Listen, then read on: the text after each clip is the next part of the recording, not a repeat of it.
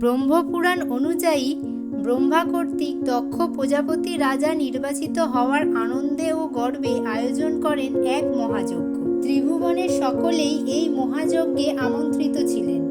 শুধুমাত্র কন্যা সতী ও জামাতা শিব ছিলেন নিমন্ত্রণের বাইরে। বিনা নিমন্ত্রণেই সতী উপস্থিত হন যজ্ঞস্থলে। সেখানে পিতার মুখে পতি শিবের নিন্দেবাণী ও কটূক্তি শুনে ক্রোধে ও ক্ষোভে সতী দেহত্যাগ করেছিলেন। সতীর দেহত্যাগের সংবাদ পেয়ে ক্রোধে উন্মুক্ত হয়ে শিব তার নিজ অনুগামীদের নিয়ে দক্ষযজ্ঞ লণ্ডভণ্ড করেন এবং সতীর নিথর দেহ নিজের কাঁধে তুলে নিয়ে প্রলয় নৃত্য শুরু করেন। এই নৃত্যের কারণে জগৎ ধ্বংস হওয়ার উপক্রম হলে জগৎপালক বিষ্ণু তার নিজ সুদর্শন চক্র দ্বারা দেবী সতীর দেহ ছিন্ন বিচ্ছিন্ন করে দেন। সেই খণ্ডিত দেহ যে যে স্থানে পতিত হয়েছিল সেখানেই গড়ে ওঠে এক একটি শক্তিপীঠ। দেবী সতীর দেহ 51টি খণ্ডে বিভক্ত হয়ে 51টি স্থানে পড়ে এবং পরবর্তীতে এগুলি হয় পবিত্র তীর্থস্থান। এরকমই একটি শক্তিপীঠ হল কন্যাকুমারী মন্দির। এই সমস্ত বিষয় নিয়ে আলোচনা করব এই পর্বে। নমস্কার বন্ধুরা, আমি শর্মিলা আর আপনারা দেখছেন আদি ধর্মকথা। ভারতের তামিলনাড়ু রাজ্যের সর্বদক্ষিণে ভারতের শেষ বিন্দুতে কন্যাকুমারী মন্দির অবস্থিত। এই স্থানে সতী দেবীর পীঠ পতিত হয়েছে। এই পীঠের অধিষ্ঠাত্রী দেবীর নাম সর্বাণী এবং পীঠরক্ষক ভৈরবের নাম নিমিষ। কন্যাকুমারীর ভগবতী মন্দির ভারতের অন্যতম বিখ্যাত মন্দির।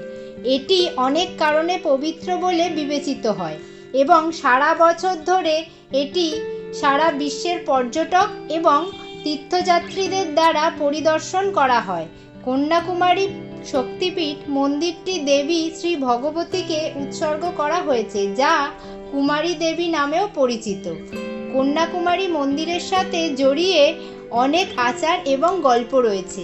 কন্যাকুমারী শক্তিপীঠ মন্দিরটি 3000 বছরেরও বেশি পুরানো এবং এটি অতীত, বর্তমান এবং আগামী প্রজন্মের জন্য একটি গুরুত্বপূর্ণ স্থান ধারণ করে। ঐতিহাসিক গুরুত্ব ছাড়াও এই স্থানটির একটি অতি আশ্চর্য প্রাকৃতিক সৌন্দর্য রয়েছে। মন্দিরটি আরব সাগর, ভারত মহাসাগর এবং বঙ্গোপসাগরের মিলনস্থলে একটি জায়গায় অবস্থিত।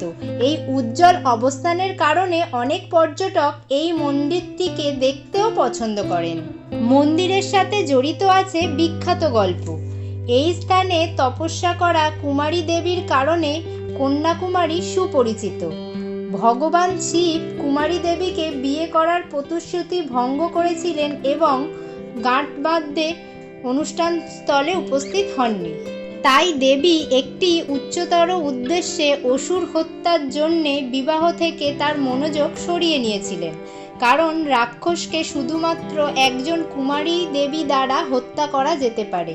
এই গল্পগুলি মন্দিরে উল্লেখিত ভারতীয় পুরাণ, ধর্মগ্রন্থ মহাভারত, রামায়ণ, বেদ ইত্যাদির মধ্যে বর্ণিত আছে। কন্যাকুমারী শক্তিপীঠ মন্দিরের সাথে যুক্ত আরও একটি গল্প হলো যে যখন সতীকে ভগবান শিব সমগ্র আর্যাবর্তে নিয়ে গিয়েছিলেন, তখন ভগবান বিষ্ণু তার সুদর্শন চক্রের সাহায্যে সতীকে টুকরো টুকরো করে দিয়েছিলেন। তার শরীরের অংশবিশেষ বিশ্বের বিভিন্ন স্থানে পড়েছিল এবং দেবী 51টি শক্তিপীঠ হিসাবে পরিচিত।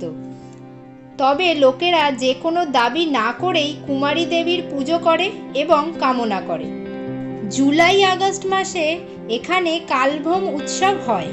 কালভোম উৎসব হলো যখন প্রতিমাকে চন্দন পেস্ট মাখানো হয়। তাছাড়া এখানে চিত্রা পূর্ণিমায় মে মাসে 10 দিন ধরে এবং সেপ্টেম্বর অক্টোবর মাসের নবরাত্রির দিন 9 দিন ধরে উৎসব পালন করা হয়। এই উৎসবে অনেক আচার অনুষ্ঠানও করা হয়। নবরাত্রির মণ্ডপে সঙ্গীত শিল্পীদের দক্ষতা প্রদর্শনেরও সুযোগ থাকে এই অনুষ্ঠানে। ভিডিওটা ভালো লাগলে লাইক ও শেয়ার করুন এবং সাবস্ক্রাইব করে আমার চ্যানেলের সঙ্গে থাকুন।